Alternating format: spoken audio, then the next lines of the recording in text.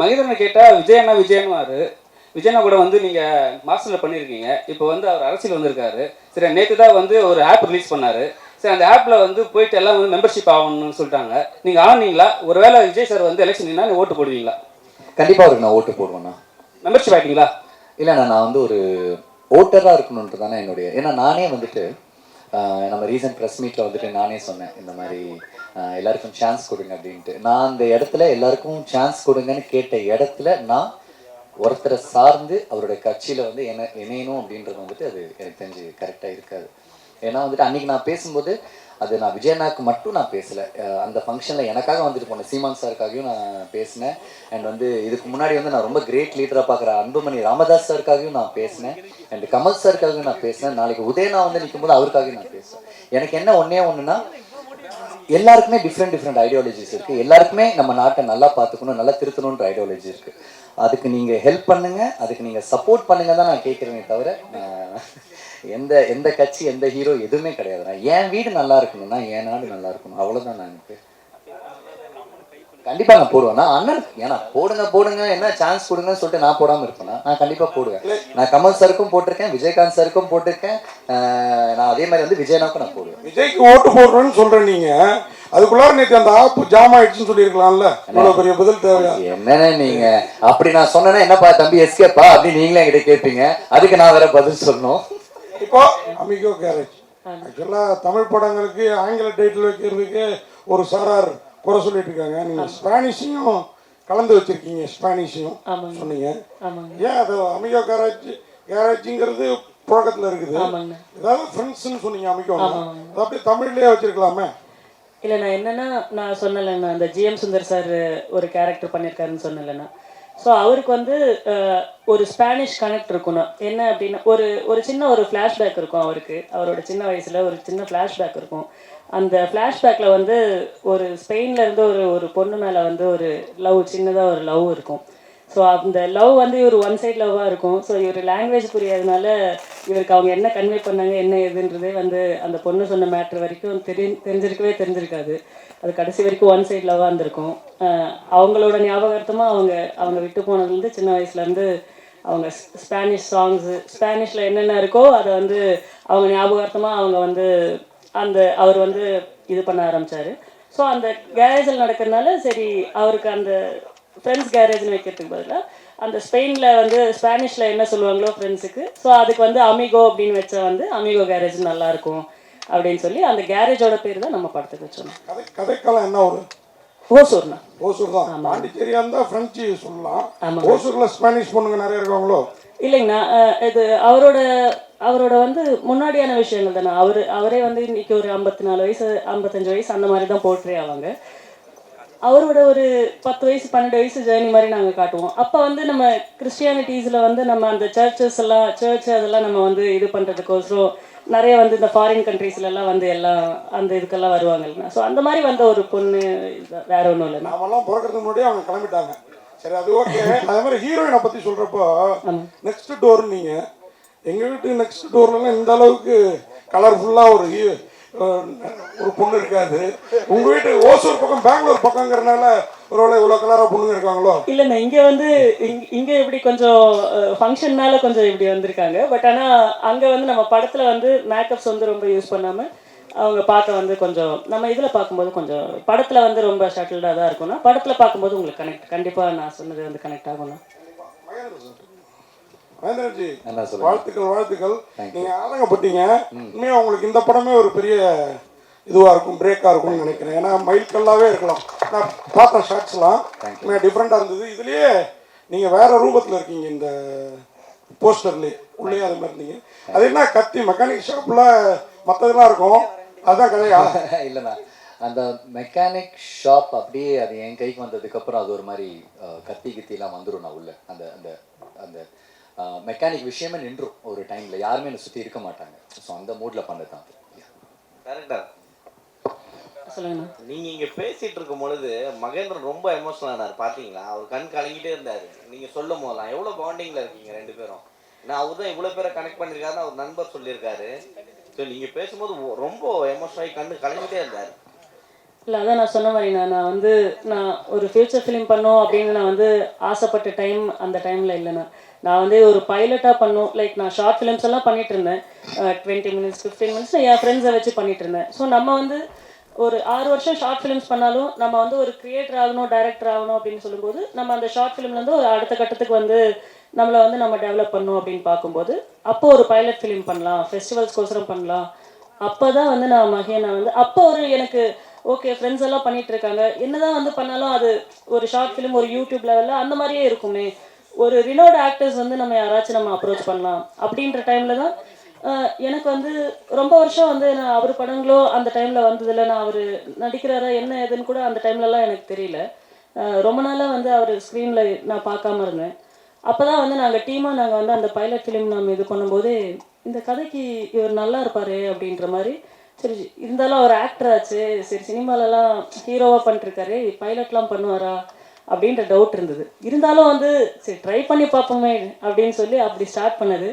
அந்த பைலட் ஃபிலிமை வந்து நான் இன்னைக்கு லைக் இந்த ஸ்டேஜை வந்து நான் உங்கள் எல்லாரு கூடயும் ஷேர் பண்ணுறதுக்கு வந்து முக்கியமான ரீசனே நான் சினிமாவில் இருக்கிறதுக்கு அவர் தான். என்ன இல்லைன்னா வந்து நான் என் கெரியர் வந்து எப்படி ஆயிருக்கும்னு தெரியாது. ஆஃப்டர் கோவிட் என்ன நான் பண்ணியிருப்பேன் அப்படின்றது தெரியாது.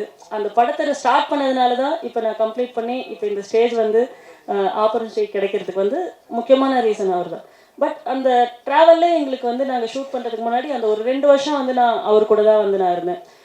சென்னை வந்து அப்போ எனக்கு புதுசு, வந்தேன்னா வேறு எங்கேயும் போக மாட்டேன், அவங்க வீட்டுக்கு தான் போவேன். அவர் கூட தான் இங்கே நான் காலையில் கிளம்பி வந்தேன்னா ஒரு நாள் நைட்டு திரும்பி வரைக்கும் எல்லாத்தையும் பேசி முடிச்சுட்டு மறுபடியும் நான் ஊருக்கு போகிறேன் அப்படின்னா அவரை மட்டும்தான் எனக்கு சென்னையில் தெரியும். ஸோ வேறு யாருமே தெரியாது. அதனால அந்த ஒரு அன்இன்ஃபெக்ஷன் லவ் மாதிரி தான் அது. ஸோ எங்கள் 2 பேருக்கும் நான் எப்பவுமே அண்ணா அண்ணான் தான், நான் நாள்லேருந்து அண்ணான் தான் கூப்பிட்றேன். அவர் இன்ன வரைக்கும் எனக்கு லைக் எனக்கு 2 அண்ணா 3 அண்ணா இருக்காங்க. இவரும் ஒரு எனக்கு என் ஃபேமிலியில் இருக்கிற அண்ணா மாதிரி தான். ஸோ அதனால் என்னோட சக்ஸஸ் வந்து அவரோட படமாக அடுத்த படங்கள் என்னென்ன பண்ணுறாரு அது வந்து அவருக்கு முக்கியம் இல்லை. எல்லா இன்டர்வியூஸில் ஆகட்டும், நாங்கள் அட்டன் பண்ண இன்டர்வியூஸில் ஆகட்டும், அவர் சொன்ன வார்த்தை வந்து பிரசாந்த் ஜெயிக்கணும், எனக்கு பிரசாந்த் ஜெயிக்கணும், பிரசாந்துக்கோசரம் நீங்கள் படம் பாருங்கள், அந்த மாதிரி தான் வந்து இப்போ இன்டர்வியூஸ்லாம் கூட எனக்காக மட்டும்தான் அவர் பேசுகிறாரு. ஸோ அதனால் கண்டிப்பாக என் சக்ஸஸில் வந்து நாளைக்கு நான் இன்னொரு ஸ்டேஜுக்கு நான் போகும்போது அதுக்கு மொதல் காரணம் வந்து மொதல் காரணமும் கடைசி காரணமும் அவர் மட்டும்தான். சொல்லுங்கண்ணா. டார்லிங், நீங்கள் வந்து மாஸ்டர் படத்தில் பவானியாக பதிச்சிட்டீங்க, இப்போ லேபிளும் செட்டிங் ஆயிடுச்சு. இந்த படமும் உங்களுக்கு லேபிளாக அமையுமோ? அமையணும் டார்லிங். எனக்கு நான் பண்ணுற எல்லா படங்களும் நான் ரொம்ப 100% நான் கொடுக்குறேன். அது என்னுடைய டைரக்டர்ஸும் என்னுடைய ப்ரொடியூசர்ஸ் கிட்ட கேட்டால் அது எனக்கு தெரியும். அது எண்ட் ஆஃப் த டே ஸ்க்ரீனுக்கு வரும்போது இது எங்கே எப்படி எனக்கு அது புரியவே இல்லை. எனக்கு நான் பயங்கரமாக பண்ணுறேன், என்னென்னமோ பண்ணுறேன், ஆனால் மிஸ் ஆகுது. எனக்கு இந்த படம் லேபிளை தாண்டி எனக்கு இந்த பையன் ஜெயிக்கணும்னு ரொம்ப ஆசை ப்ரோ. ஏன்னா லோகேஷ் மாதிரி தான், சினிமாவே அவனுக்கு எதுவுமே தெரியாது. அவனுக்கு தெரிஞ்சது சினிமா பார்த்துருக்கான். மணிரத்னம் சாருடைய பெரிய ஃபேன். அவன்னா படம்னு என்னன்னா கணத்தில் முத்தமிட்டால் உட்காந்து பார்த்துக்கிட்டு இருப்பான். அவன் டிப்ரெஸ் ஆனாலும் அதான் பார்ப்பான், சந்தோஷமா இருந்தாலும் அதான் பார்ப்பான். ஸோ அப்படி ஒரு ஃபாலோவராக வந்து வரும்போது, சினிமாவை நம்பி வரும்போது அவனுக்கு நான் கையை கொடுத்து தான் ஆகணும். ஸோ அதனால் என் படம் எல்லாமும் ஜெயிக்கணும், இந்த படமும் கண்டிப்பாக ஜெயிக்கணும். இவனை நம்பி இன்வெஸ்ட் பண்ண எல்லாருமே, என்னுடைய டிஸ்ட்ரிபியூட்டர்லேருந்து என்னுடைய அப்பாலேருந்து, ஸோ எல்லாருக்குமே அது அமையணும் பிரதர். அதான் நான் கேட்டுக்கிறேன். மணிரத்னம் சொன்னதுனால தான் ஹீரோயினை தேடி அவர் படத்தில் மெயின் முக்கியமாக அழகாக காமிப்பார், ஹீரோயின்கள்லாம் தேடி கண்டுபிடிச்சு. நானும் அதை கேட்கணும்னு இருந்தேன். நீங்கள் பேசுகிறப்ப எல்லாரையும் சொன்னீங்க, ஹீரோயினை பற்றி மட்டும் குறிப்பிடலையே. ஹீரோன்னா சொல்லணும்ல. நீங்கள் ஒரு விஷயம் நீங்கள் கவனிக்கல, ஸ்டேஜில் இருக்கிற எல்லார் பேரையும் சொல்ல முடியல நான் சொன்னேன். அதான் ஹீரோயின் பேரை சொல்லிட்டு அதை சொல்லியிருக்கணும். ஐயோ அவங்க ரொம்ப பாவம், அவங்க ரொம்ப ஸ்வீட்னா. அவங்க ஃபர்ஸ்ட் டே அவங்க கிட்ட நான் வந்துட்டு டைலாக் பேசுறதுக்காக அந்த சைஷன் ஷாட்ல அவங்கள பார்க்கும்போதே எனக்கே ஒரு பயம். ஏன்னா வந்து ரொம்ப ரொம்ப ஃப்ரெஷ். அவங்களுக்கு எதுவுமே தெரியாது, சினிமானா என்னன்னு தெரியாது. அவங்க ஒரு குட்டி ஷார்ட் ஃபிலிமில் ஒரு ஷார்ட் ஃபிலிம் தான் கேரளாவில் பண்ணியிருக்காங்க. அவங்க வந்திருக்காங்க. ஸோ ஃபர்ஸ்ட் திங் அவங்க என்னை பார்த்து அவங்க எதுவும் பயந்துடக்கூடாது, ஐயோ இவன் ஏதோ பயங்கரமாக நடிப்பா போல இருக்கு அப்படின்ட்டு அவங்கள ஃபர்ஸ்ட்டு நான் ரொம்ப கம்ஃபர்டபுளாக வச்சுக்கணும். ஸோ அதுக்கப்புறம் நல்லா நடித்தாங்க. எங்கள் ஷூட்டிங் நடக்கும்போதே வீரம் அந்த படத்துலேருந்து டேரக்டர் கால் பண்ணி இந்த மாதிரி கேட்டார். டக்குன்னு போனாங்க, படம் ரிலீஸ் ஆச்சு வந்து. So I am very happy for it.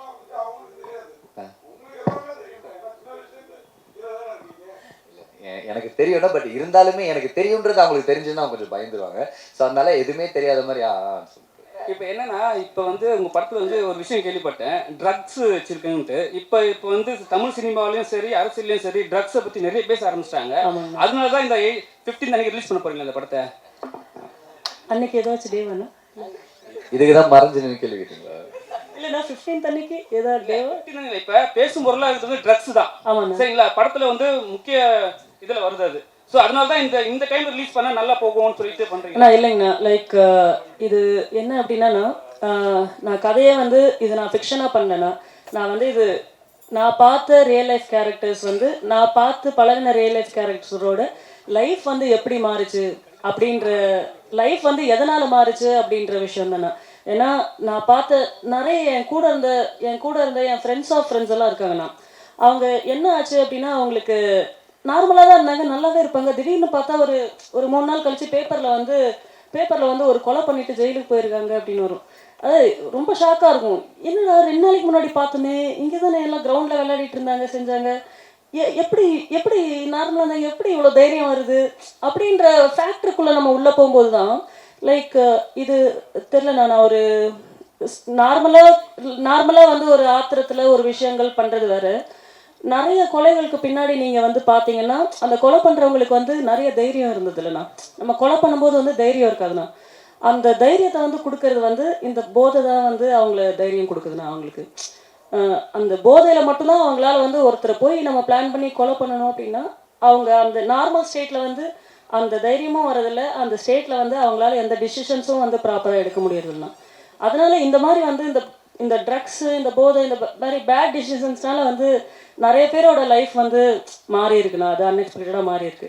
அதனால தானே இது கண்டிப்பாக இதில் நம்ம காட்டுமே தவிர அதனால என்ன பாதிப்புன்னு தான் நம்ம அதனால ஒருத்தனோட லைஃப் எவ்வளோ வந்து நார்மலாக இருந்த ஒரு லைஃப் வந்து அன்எக்ஸ்பெக்டடாக வந்து இந்த சமுதாயத்தில் வந்து ஃபேஸ் பண்ண முடியாத அளவுக்கு போதோ, அதை வந்து நம்ம மெயினாக ஃபோக்கஸ் பண்ணியிருக்கோண்ணா. மகேந்திரன்ஜி, உங்களுக்கு இப்போ நீங்கள் ஹீரோ பண்ணியிருக்கீங்க, சோஷியல் மீடியாவில் கேள்விப்பட்டோம். இப்போ நீங்கள் டேரக்ட் வேறு பண்ண போகிறீங்க, சரிங்களா? இப்போ வந்து உங்களுக்கு வந்து ஹீரோ நடிக்கிறது பிடிக்குமா, டேரக்ட் பண்ணுறது பிடிக்குமா? எனக்கு ரெண்டுமே ரொம்ப பிடிக்கும் தான். சரி, இப்போ எது வந்து பெஸ்ட்டாக நினைக்கிறீங்க? ஆனால் நான் ஹீரோ பண்ணும்போது எனக்கு சில ரெஸ்ட்ரிக்ஷன்ஸ் இருக்குது. ஒரு ஸ்கிரிப்டுன்னு ஒன்று வருது, அதுக்கு டைரக்டர்னு ஒருத்தங்க இருக்காங்க. அதை தாண்டி என்னால் வந்துட்டு அங்கே எதுவுமே பண்ண முடியாது. அவரை இம்ப்ரெஸ் பண்ணுறதுக்கு தான் நான் ஒர்க் பண்ணேன். பட் டைரெக்ஷனில் என்ன நடக்குது அப்படின்னா, ரொம்ப கொஞ்ச நாளாக நான் நிறைய பேர்கிட்ட நான் பழகிட்டு இருக்கேன், நிறைய யங்ஸ்டர்ஸ் கிட்ட பழகிட்டு இருக்கேன், நிறைய இன்ட்ராக்ஷன்ஸ் எனக்கு இருக்குது. ஏன்னா அவங்க தான் தேட்டருக்கு வர்றவங்க, நிறைய வாட்ச் பண்ணுறாங்க. அவங்கக்கிட்ட பேசும்போது வந்துட்டு அவங்களுக்கு என்கிட்ட பேசும்போது தெரியுது அவங்களுக்கு என்னை எப்படி பார்க்கணுன்னு நினைக்கிறாங்கன்னு எனக்கு தெரியுது. ஸோ நான் டைரெக்ஷனுக்கு வரும்போது மேபி எனக்கு அந்த பவுண்ட்ரிஸ் எதுவுமே இருக்காது. அவங்க என்ன நினைக்கிறாங்களோ எனக்கு காட்டுறதுக்கான நிறைய ஒரு ஸ்பேஸ் இருக்குன்னு நினைக்கிறாங்க. அதுக்கு தான் நான் டைரெக்ஷனுக்கு வரேனே தவிர நான் ஒரு டைரக்டர் ஆகணுன்றதுலாம் என்னோட இது கிடையவே கிடையாது.